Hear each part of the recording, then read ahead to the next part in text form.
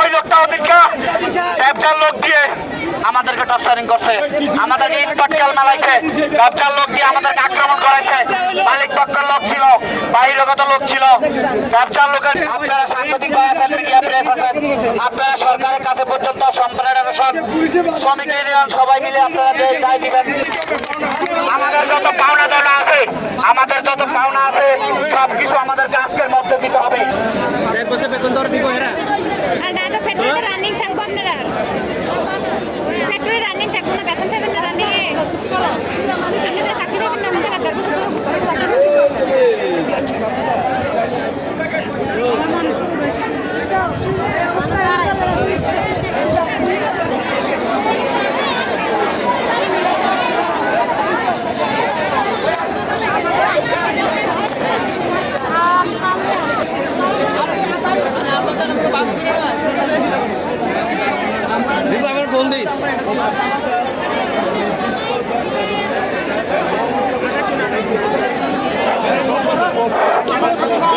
আমরা দাবি একগে ভাবনা দানা ক্লিয়ার করে দেখছি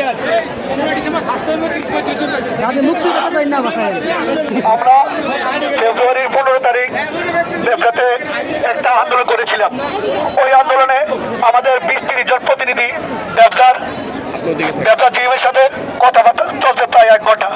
ওরা আমাদেরকে আশ্বাস দিছে, আমাদের ঈদের আগে আমাদেরকে কিছু হলেও আমাদের মালিক পক্ষ থেকে কিছু টাকা পয়সা ঈদের আগে দেবে।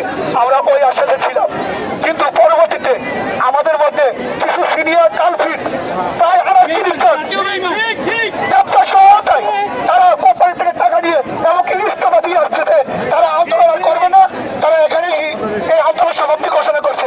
আমরা এই আরেকজনের লিস্ট চাই, কে কে আন্দোলন বাধাগ্রস্ত করছে। আমাদেরকে ব্যবসা সেই আরেকজন জনের লিস্ট দিতে হবে, এটা আমাদের দাবি।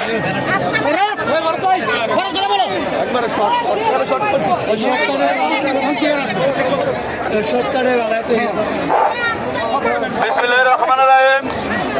আজকে কুমিল্লা ইপিজেড অন্তর্ভুক্ত NASA group, garments, wash, denim, spinner